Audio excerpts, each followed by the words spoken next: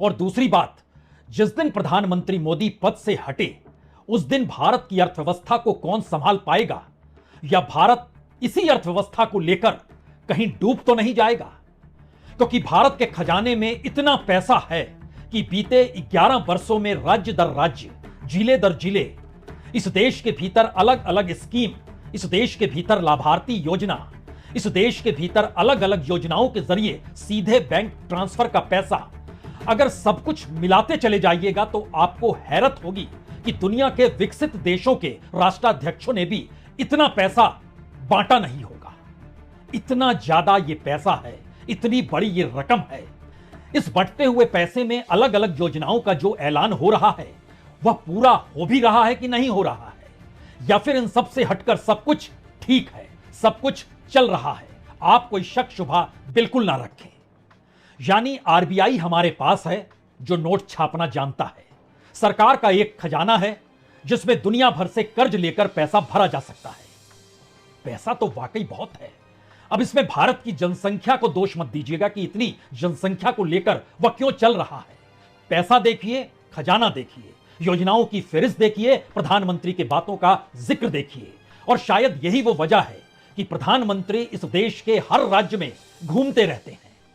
और शायद इसलिए यह महत्वपूर्ण है क्योंकि शुरुआत हमें बिहार से करना ही होगा, क्योंकि अपनी आखिरी घरेलू यात्रा के वक्त प्रधानमंत्री मोदी ने बिहार पहुंचकर तकरीबन 75 लाख महिलाओं के खातों में 10,000 रुपए डाल दिए, यानी 7,500 करोड़ रुपए उन्होंने डाल दिए।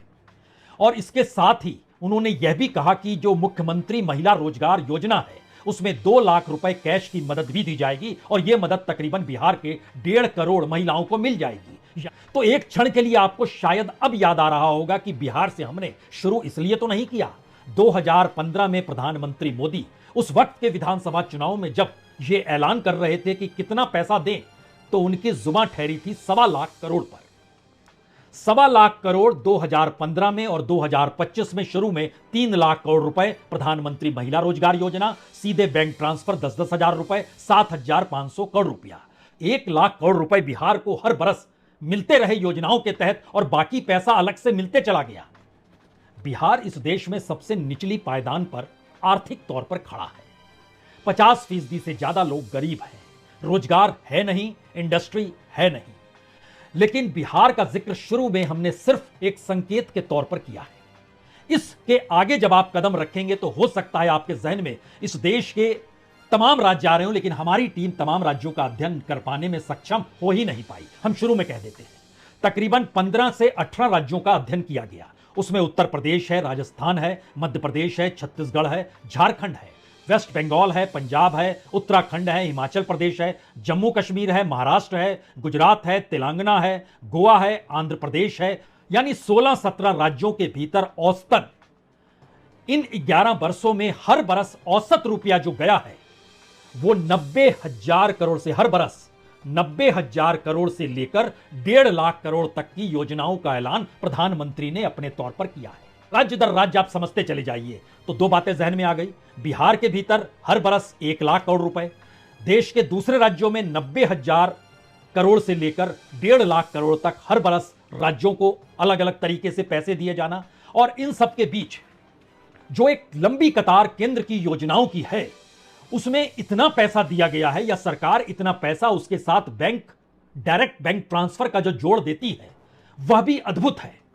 मसलन आपके जहन में यह आएगा आयुष्मान भारत, दीनदयाल अंत्योदय योजना, दीनदयाल उपाध्याय ग्रामीण कौशल योजना, प्रधानमंत्री भारतीय जन औषधि योजना, खेलो इंडिया, एग्रीकल्चर और ग्रामीण भारत के लिए प्रधानमंत्री फसल बीमा योजना, प्रधानमंत्री कृषि एशियाई योजना, green India mission, national afforestation programme, राष्ट्रीय सतत कृषि मिशन, स्वच्छ भारत मिशन अलग से है, राष्ट्रीय आयुष मिशन अलग से है, सिंचाई योजना, प्रधानमंत्री मत्स्य संपदा योजना, राष्ट्रीय पशुधन मिशन, प्रधानमंत्री वय वंदना योजना अलग से है। यानी इसके मातहत सरकार ने यह दावा किया कि 90 करोड़ लोग, उससे ज्यादा 450 स्कीमों के दायरे में आते हैं।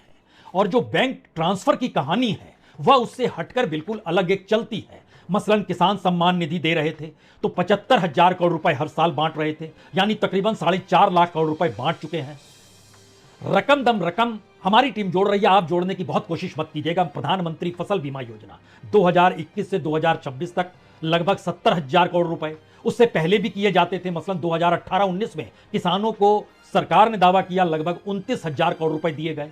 23-24 आते आते सरकार बोली नहीं, अब तो चीजें उतनी बर्बाद होती नहीं है। यह अलग मसला है कि इस दौर में बर्बादी बढ़ गई, और जब पूरा एनालिसिस किया गया तो पता चला कि इस देश के भीतर में लगभग 11-12 ऐसी बीमा कंपनियां जो बैंकों के जरिए और प्राइवेट सेक्टर से जुड़ी हुई है, उनका नेटवर्थ, उसमें जो इजाफा प्रधानमंत्री फसल बीमा योजना के जरिए जो इंश्योरेंस कंपनी थी उसमें उनके नेटवर्थ में इजाफा तकरीबन 42% का हो गया।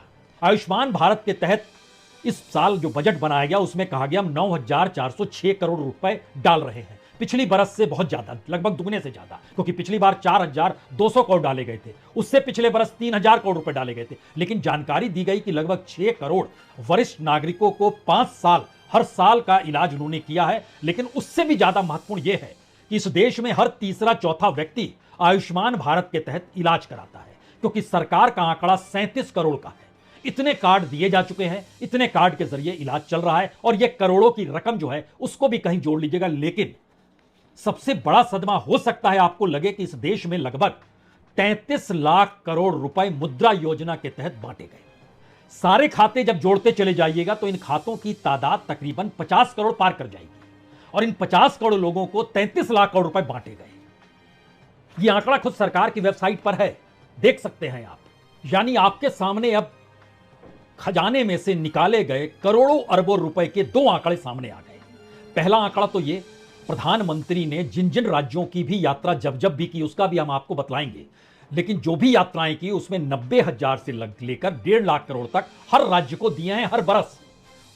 उसके बाद दूसरी स्थिति आती है, सरकार जो अपने केंद्रीय योजनाओं के जरिए, जिसमें मुद्रा योजना भी है, किसान सम्मान निधि के जरिए भी डायरेक्ट बैंक ट्रांसफर है, और ऐसे होते होते लगभग 421 स्कीम और डायरेक्ट बैंक ट्रांसफर की तकरीबन 22 स्कीम बढ़ी। इन सबको जोड़ते चले जाइएगा तो यह आंकड़ा तकरीबन इन 11 वर्षों के बीच सफर करते करते 90 लाख करोड़ को पार कर जाएगा। भारत की पहचान सिक्के में इसलिए छुपी हुई है क्योंकि सेवा भाव ही है कि भारत के प्रधानमंत्री का अपना विमान अमेरिकी राष्ट्रपति के विमान की कीमत के बाद दुनिया के किसी भी देश से कहीं ज्यादा महंगा है। यानी दूसरे नंबर का यह विमान है। भारत के प्रधानमंत्री के गाड़ियों का काफिला जो चलता है वह दुनिया के तमाम राष्ट्राध्यक्षों के काफिले से ज्यादा महंगा है। भारत के भीतर की गरीबी और भूख के इंडेक्स में जहां भारत खड़ा है, और उसके ठीक समानांतर भारत के रईसों की कतार जो दुनिया के मानचित्र पर अरबपति और खरबपति के तौर पर खड़ी है, भारत अव्वल ना हो जाए चिंता इसकी मत कीजिए। इसके लिए ताली बजाइए, खुश हो जाइए। रईसों में भारत की रफ्तार बहुत तेज है। भूख और गरीबी को लेकर भी भारत की रफ्तार बहुत तेज है। बहुत बहुत शुक्रिया, बहुत बहुत शुक्रिया।